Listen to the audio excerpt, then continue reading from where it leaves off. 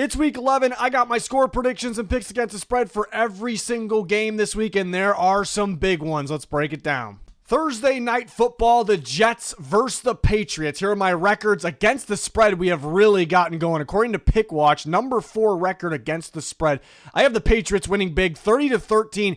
Yeah, Thursday night, this year especially, it's been weird. A lot of upsets, but I'm confident with New England. I love them. Not only are they the much better team, they're at home rocking those crazy uniforms, but on top of all that, the matchup really favors them. I mean, the Jets have 2 wins in a row. They're getting some momentum. They did recently trade away 2 star players on defense. That's going to catch up to them, in my opinion. Wilson banged up. What they have going for them, well, obviously special teams last week. Will special teams be that much of a factor this week? Probably not, let's be honest.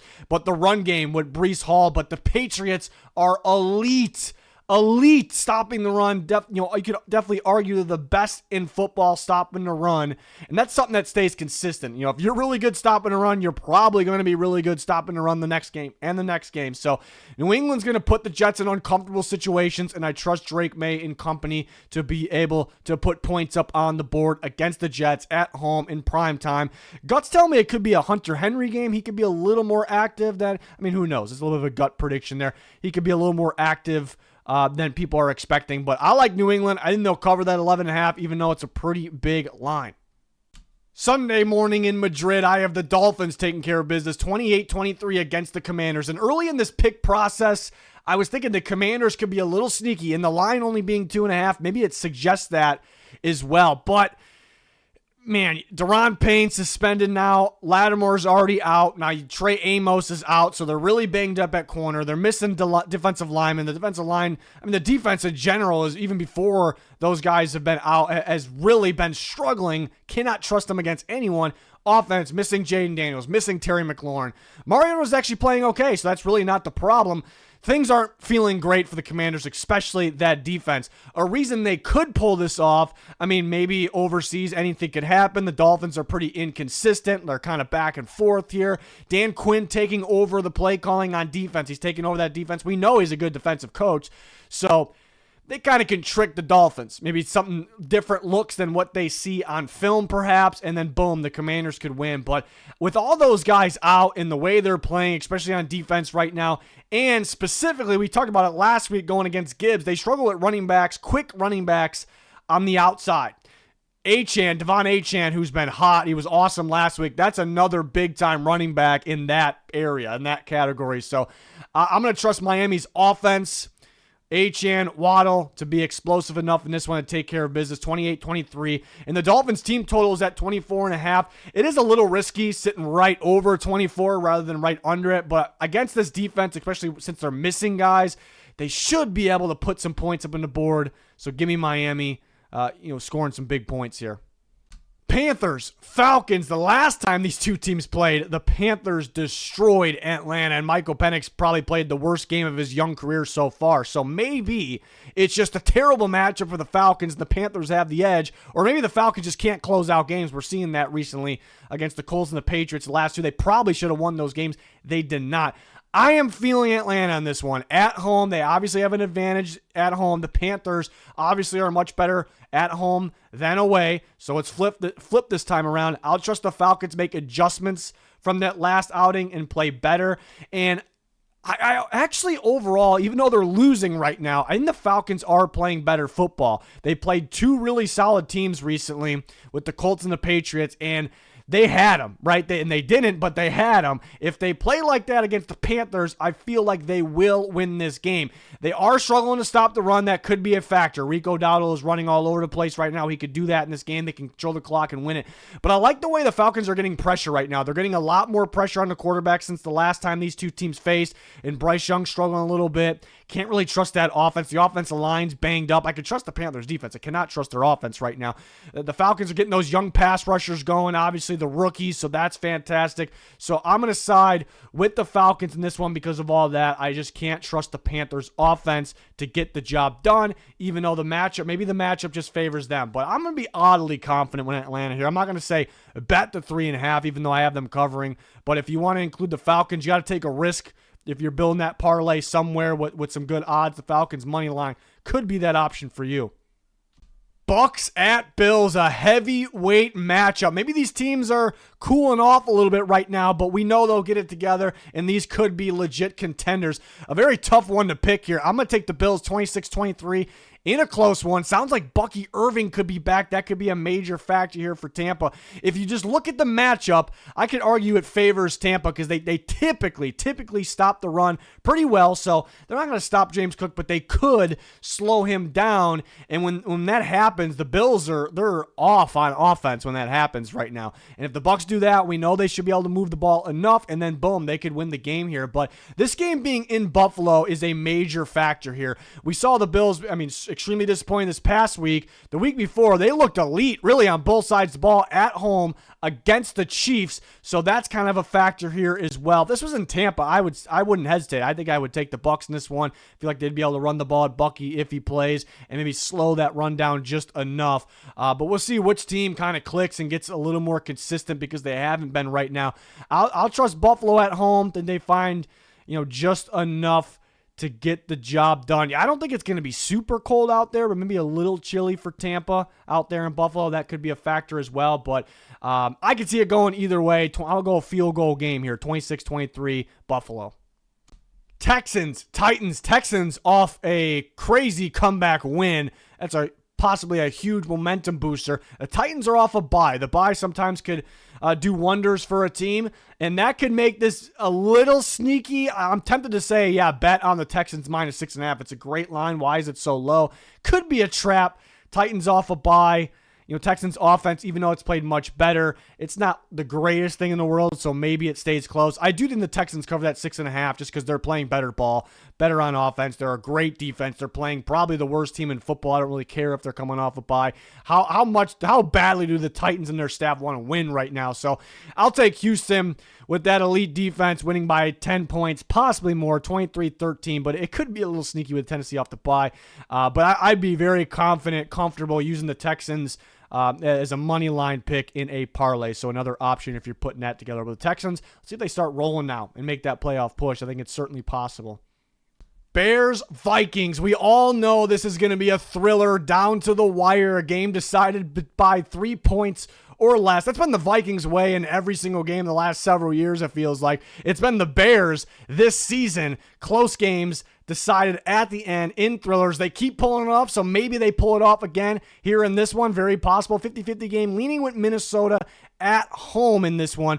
And I do have to say, there's multiple fan bases like this, not just Chicago, but in the comments of the picks videos too, a lot of you keep saying that I've picked against the Bears every single week, which is simply not the case. I did pick the Giants last week. My breakdown, I'm very happy with that, with how Dart played. I said he would run well on them, and if he didn't go down, they would have won the game. But I picked the Bears to beat the Bengals. They squeaked that out. The Saints. So some recent ones there, obviously. So not actually the case. But a game that could go either way. Reasons I could pick the Bears is they just keep finding ways at the end. Well, I don't know how much a quarterback getting hurt is finding a way, but they clutch up on offense. They find ways at the end of games. They could do it again here. Jonathan Grenard, the Vikings' best defensive player, could be out of this game, and he's had some success against the Bears specifically too. That could be the difference. But this is a little bit more of a test for Chicago. Not that the Vikings are the best team in the world, and they're not even close, but in terms of defense, they've been playing some, not the best defenses recently, and the Vikings have been a little inconsistent on defense, but a little bit more of a challenge in Minnesota. And something I've noticed about the Bears, their offense is explosive. They could score at any time. It's very impressive under Ben Johnson, some of the young weapons they have. But I think everyone could agree they've kind of struggled to execute in the red zone at times. In the Vikings defense, while it's been underwhelming, you could argue it's the best red zone defense in football. So that right there is that one big thing that has me leaning towards Minnesota. Could be the difference there. But again, I could totally see some crazy thing happening at the end where the Bears or either team pulls it off here. I also think the line is pretty interesting. The Vikings favored by 3.5. That doesn't shock me. But a line like that makes you think, all right, Vegas knows something. It makes me tempted to think the Vikings are going to win by more than that. It's one of those situations where they're baiting the whole plan to bet on the Bears. So that's a little interesting as well. But I'll go 26-23. I think these teams will be able to move the ball well, but who finishes in the red zone near the end zone better will win this game, or if there's a massive difference in the turnover battle. It should be a fun one for the NFC North on Sunday. Packers at Giants. Green Bay's struggling right now, but it's not because their defense. Defense is playing very well. It's not because of Josh Jacobs. He's playing very well. But the offense has been very, very underwhelming. They're going to have to figure it out. They're going against a Giants defense that is pretty vulnerable against the run, and the Packers' best player right now happens to be Josh Jacobs on offense, and I think he'll run wild, and I think they'll get enough go. They'll figure some things out in the passing game here, while the Giants are turning to, well, they fired Brian Daboll. That could light a fire beneath them and get them going. We see that happen in all sports all the time. And they are having Jameis Winston starting at quarterback. That could give them some life as well. Russell Wilson has just been pretty brutal for them. Winston could turn the ball over, but he's going to make explosive plays down the field, obviously. He's going to complete some passes. And it's a tougher game plan for Green Bay. So I suppose because of all that, the Giants could be a little sneaky. They're playing against a really good defense. Micah Parsons going to get after Winston. There'll be some turnovers. And again, the Packers' run game really should be hot in this game. So I'm going to trust Green Bay here. 7's a pretty big line. Even though I have them covering, I would include them maybe in a parlay. They got to bounce back and win this one.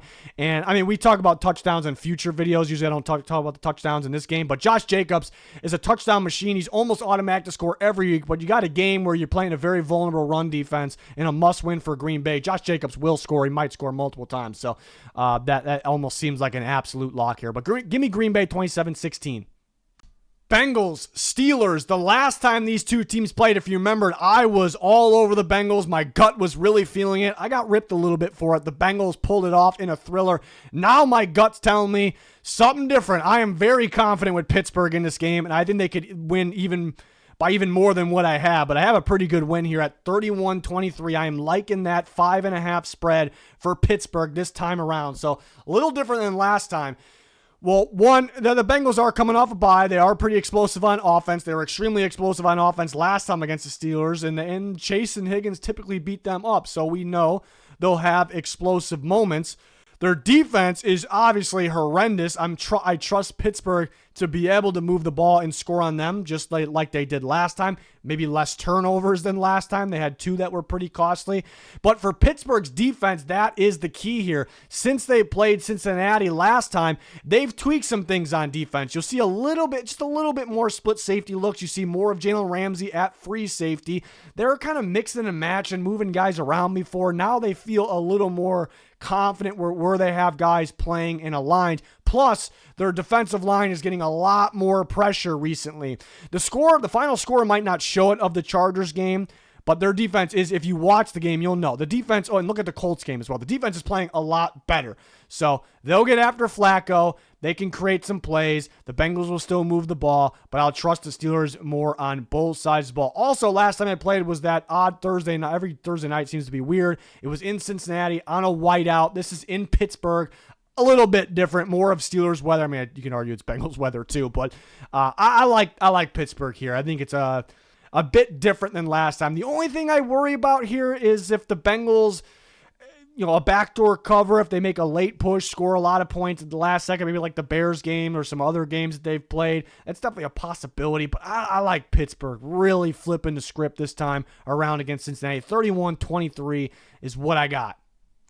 Chargers, Jags. Part of me is like, the Jags could be real sneaky here. They're pissed off about that choke game last week. They're probably going to tweak some things here, and their struggles on defenses, but they have not been able to get pressure at all. Everybody's getting pressure against a beat-up Chargers offensive line, so that could be a reason the Jags could win. The Chargers are... This year, they've kind of really been different on the road in a bad way. So that's another reason the Jags can win. I just don't love the matchup for Jacksonville. I don't love the effort from the defense. The defense is really struggling. They're not getting a ton of pressure. Even if you get pressure on Herbert, he could sling it to all the collection of weapons he has. They could spread the ball out. They can get the ball downfield. The Jags defense especially, they could do that. So I trust the Chargers to score enough points here. On top of that, the Jags have explosive moments on offense, but the Chargers defense is a defense that keeps everything in front. It really limits explosive plays. That's kind of what they're best at. They were lights out on Sunday night against the Steelers and the defense was elite in that game. So who do I trust more on both sides of the ball? It's the Chargers. So I could see the Jags being sneaky, but I don't really have any logic other than they're home and they could tweak some things. So I got to go with the matchup here. The Chargers 27-20, and the Chargers under their team total, I should say, is 23.5. That seems low given a Jags defense that's really struggling and not getting enough pressure on teams. They do stop the run fairly well. It's the best. That's really the only thing they do, and sometimes they create turnovers. But I'm surprised at that being that low. Does Vegas know something? I think the Chargers should hit that over on that. Even if they lose the game, they could hit that over on that. So I have them winning 27-20, though.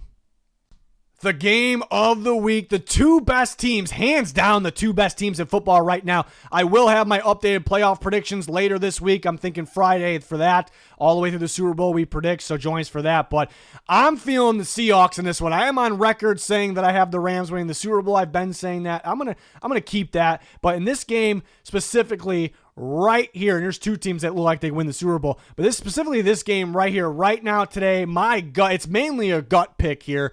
I could argue both sides. Everybody in the world can see either team winning, right? The Rams are wearing those crazy uniforms that at home could give them some momentum, but my gut is telling me Seattle pulls this one off. My gut is also telling me a little less scoring than maybe what people are expecting, so I'm going to go, I'm thinking about saying bet the under, or maybe under on the Rams. That offense is so good. It's a little bold. It's a little risky, but my gut's telling me Seattle wins 23-20. And I mean, there's a couple reasons for that. I do like that the last 2 years, they've played very, very well on the road. Actually, better on the road than at home. Does that mean they're technically better? Who knows? On the road, but that's good. Sometimes, in LA, the fans, it's not the craziest home field advantage with the fans. Sometimes the away team travels pretty well. That's a pretty solid, factor as well. But the big thing here, I mean, both these two teams are tested. Don't get me wrong. They both have beat really good teams. They've impressed on both sides of the ball. They're both so balanced. They're both maybe a lead on both sides of the ball right now.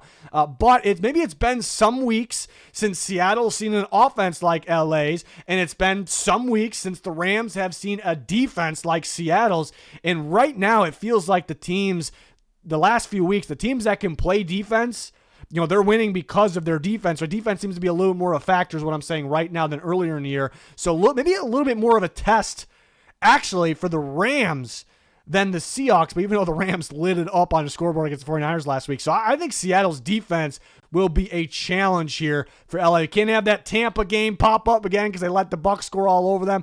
They were really banged up in the secondary of that game. And I think they'll do enough on offense here. And I've said it, even going back to the Super Bowl year, the Rams, McVay, they like to save things in the back pocket for the playoffs. So maybe it's a little too early to show all their cards to the Seahawks. I don't know how much of a factor that is. It's something in the back of my mind. I think these two teams could split actually road games here on this year. It's very possible. I'm just kind of feeling Seattle with the defensive game. I think the Rams can win because you could just argue they're better and they're at home. I mean, they have the MVP, the elite Matthew Stafford. They have elite receivers, obviously. They have playmakers. They could run the ball, too. That's another factor. Seattle is so good stopping a run. They could, not for sure, but they could make the Rams one-dimensional. But another thing, the Rams take care of the ball very, very well. Seattle, it seems to be when they're up, but they kind of get a little too creative, or Darnold kind of forces one maybe. It's not too often. He's playing out of his mind this year. But the turnover battle is what, I don't see.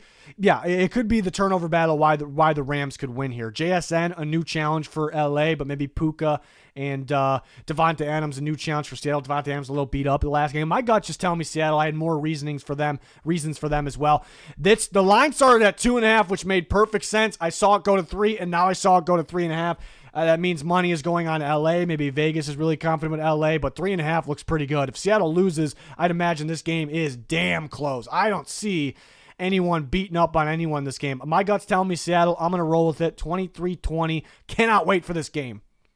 Niners, Cardinals, and I do have a pick change here. If you watched the pick show last night, I not only picked the Cardinals, but I was really feeling it, and they could still win, but injuries popping up have played a major role here in this change, which sounds funny because the Niners have been extremely beat up this year. But they could get a little healthier in this game. But Cardinals could still pull it off. Marvin Harrison Jr. has popped up unfortunate appendicitis. Hopefully he's going to be okay. I'm sure he will be. We'll see how much time he misses, but he'll be out of this. Zay Jones out for the year now. So they're thin at receiver. And then on defense, we'll monitor their corners. That could be a big deciding factor here. But Mac Wilson, their stud, underrated linebacker, going to be out again. So the defense, while it's still good, well coached, it's not at full strength here. And then you look at the Niners. We'll see who plays at quarterback. If Purdy plays, maybe it's a tougher game plan for the Cardinals, but I don't. Either quarterback, they're going to play well enough, I think. But Ricky Pearsall could be coming back. He went off against the Cardinals last time. They didn't have to play against George Kittle last time. McCaffrey's playing, I think, even better right now than he was playing earlier in the year. Big time factor. He's healthy right now. Knock on some wood. And then Bryce Huff came back recently. He could obviously be a major factor in this game. The defense did get lit up last week, but that was against the Rams. So the reason I was thinking the Cardinals, though, at home, if they got some guys back, the defense is playing well. And Brissett in this offense is pretty explosive. They can move the ball when Brissett isn't sacked a ton. And the Niners are dead last in the NFL in sacks. So I actually thought the matchup favored the Cardinals. I thought they should have been favored in the game. But with these injuries, especially with Marvin Harrison Jr. now, they could still win, though. They could feed McBride, get Michael Wilson going. With those injuries, and then maybe the factor that Pearsall could be back and Kittle, the Cardinals didn't see last time, I'm going to lean with San Francisco monitoring some of those injuries. Will those guys play for the Niners? Do the Cardinals get both Will Johnson and Max Melton back, two young, improving corners? I really was feeling the Cardinals here, but I kind of had to lean the other way. San Francisco 26-24 should be a really close game. The line can continue to shoot up in the Niners' favor, unless you want to bet on the Cardinals. Then your favor. They can be underdogs by a little bit more there going forward, but I'll lean that way for now. Ravens, Browns. I could see this being a total ass beating. I'm kind of thinking this is that sneaky AFC North one that the Browns kind of keep close against the Ravens here. They were super underwhelming against the Jets last week, but the defense still played okay. They couldn't really stop Breece Hall too well, but it was more of a special teams meltdown. So as long as they don't do that again, the defense can play well. The Ravens aren't fully executing, finishing at the end of drives. They can limit the run game. Lamar Jackson not practicing today. I'm going to guess he'll play, but is he full 100%? I think more of a defensive game. The Ravens defense is getting better. It's still not all that great, so Judkins should be able to do a little bit of damage here. So this could be that sneaky one. The Browns kind of keep close. 23. I'm confident with the Ravens winning though, and there's a scenario where they win huge. A lot of time they do that. So 23-17, Baltimore is what I'm feeling in this potential sneaky one. But there's a big line for a reason, I suppose. Chiefs, Broncos, a big-time battle in the AFC West. The Chiefs favored by 3.5. I got them winning this game 24-19. I could totally see the Broncos winning. It's a really good team that clutches up in the fourth quarter, kind of what the Chiefs used to do, right? The Chiefs, even though I think highly of them, they've been a little inconsistent, underwhelming at times. Saw them on the road against the Bills. It didn't go well. Now you're going to go to the Broncos, to Denver, a great home field advantage. Altitude, mile high. That could most definitely be a factor. The Broncos could pull this off in the fourth quarter. Great defense, obviously. I'm going to lean Chiefs, though. The Chiefs are, for some reason, them coming off a loss on top of being off a bye. I feel like that's exactly, it just could be a thought. It may not be real, but it just feels like the worst time to play the Chiefs if you're the Broncos. And the Broncos could certainly tweak some things, but the offense is very inconsistent, struggling. They're starting to get a little banged up. They probably had the least amount, or one of the least amount of injuries, because the injuries been crazy during the season, but they had major, significant ones. And now there's more getting added to that list. J.K. Dobbins, we'll see what happens there. But I think, even though I trust the defense, not having Surtain in a game like this, it's so tough to game plan for this offense. And, Rashee Rice is such a weapon wherever they align him. That could be an issue the Chiefs can do just enough. I don't think they're going to light it up on offense, but they'll do just enough. And their defense typically plays well, and they're going against an offense that, is a little underwhelming at times. So a new challenge for Denver compared to, what they've been playing recently. And they're kind of due. They're kind of due to not, finally not pull one off. And they're going against a good team coming off a bye. So I'm going to trust Kansas City. I could totally see my logic for Denver, though, is they're at home. There's a home field advantage there. They're a good team. I don't really have much logic other than that, so I have to roll with the Chiefs, even though I could see Denver winning. 24-19 is what I got. Sunday Night Football, a good one. The Lions and the Eagles. This is not only the toughest game for me to pick this week, it might be the toughest game to pick this year. We know they're contenders. We know they're really good teams. How good, though? Are they juggernauts like they were in recent years? They've been a little inconsistent. There's times where the Lions' offense just doesn't look the same. The play calling was, we'll get to that. We'll get to Campbell. But offensive line allowing a lot more pressure than Goff, struggling a little bit. And then, defense been a little banged up here and there. And for the Eagles, struggling to run the ball is consistent as they did in the past. And that kind of results in the offense not being as good. And there's a lot of complaints about the play calling right now. A.J. Brown is not happy, obviously, right now. Still voicing his opinion, even coming off that win. A big win on Monday Night Football, even though it was a weird game. Underwhelming on offense. But so still trying to figure these teams out here. The Philadelphia Eagles are at home in this one. That makes me want to go with them. I'd imagine they get more offense going. I could see a scenario where they just get A.J. Brown, really going against these Lions corners because he's unhappy, or is he bringing the team down? There's a lot of complaints about the way the offense is being run, the play calling, that part. That if you put it that way, it has me leaning towards the Lions. Yeah, the Eagles defense is playing much better recently. I feel like you can move the ball now. I see teams moving the ball into their territory, or at least midfield. Then the Eagles buckle down and they stop them in the red zone. That could be the case here, but this is a much more explosive offense than they have been playing. That's the question. Do the Eagles have enough offense? I mainly look at the play calling, and can they get the run game going like it used to get going? Do they? And the Lions typically stop the run very well. Can they get enough points up on the board? Can they score enough to outscore the Lions? That's kind of the question here. So over to the Lions play calling. They may have fixed that issue, which could result in them being back to being that elite Lions offense. Dan Campbell took over as a play caller last week. It looked great. They got Jameson Williams involved more. Gibbs was going off. The whole offense was going off. It was very unpredictable. They played the Commanders, one of the worst defenses in football. Very bad team right now. Very bad defense. So I'm not going to sit. Campbell may have fixed it. It could be better. It sure looks like that.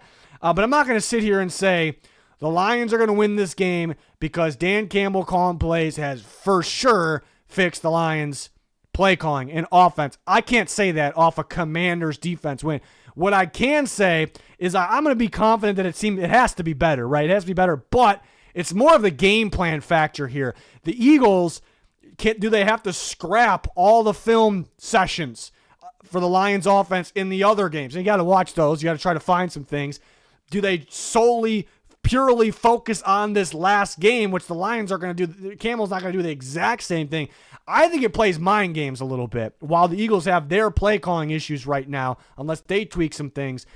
That is where, in a toss-up game that go either way, that is where I'm leaning with the Lions. Their team totals at 22.5. I know the Eagles' defense is good. The Lions' offense is much more explosive than they've seen, recently. So maybe Vegas knows something there. It almost seems that way with that 22.5 line. Maybe the team that played the Vikings, the Lions that played the Vikings a couple weeks ago, shows up, and then boom, not great for their offense. But I like to think they go over that 22.5 for that how explosive that offense is and with the changes. So I'm gonna go Detroit 26-24, toss-up game, could go either way, should be a lot of fun. Cowboys versus Raiders should be a shootout here. Here's a recap, all my picks against the spread that I went with this week. Not saying to bet on all those, just kind of a recap. But I'm going to go Cowboys 30-26.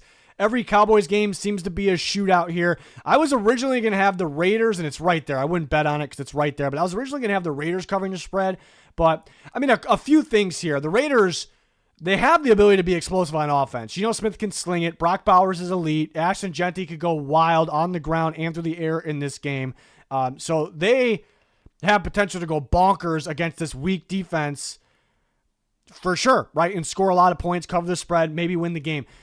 Geno was a little banged up last game. I'm not super worried about that. They are very banged up on the offensive line, and the Cowboys actually were starting to get a little more, even though defense still stinks, it was starting to get a little more pressure last time we saw them, and they added key pieces of the trade deadline led by Quinnen Williams to that defense.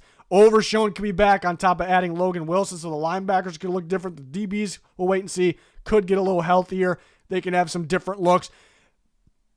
Geno and the Raiders will move the ball. The Cowboys will get some pressure. They could throw them off a little bit here. I also think the Cowboys could get a boost with those additions and returning guys. I think they'll be playing for their guy Marshawn Nealon here in this one, so that could give them off the bye on top of it, give them some huge momentum and energy, perhaps. I trust their offense. Their offense moved the ball well against a good Cardinals defense, but they just choked in the red zone. They'll be able to finish drives in the red zone here. A lot of their playmakers have a big game. I specifically think CeeDee Lamb's going to go bonkers in this game. Unless the Raiders put all their focus on him, then someone else, multiple guys might go bonkers in this game. So I'll trust the Cowboys in this one. But how this season's gone, obviously you trust the Cowboys offense and the Raiders offense, but you definitely would trust Max Crosby and the Raiders defense a lot more than the Cowboys defense. So could the defense there be a deciding factor? I think Quinnen Williams has a lot to play for here. He did not want to play for the Jets anymore. Primetime game.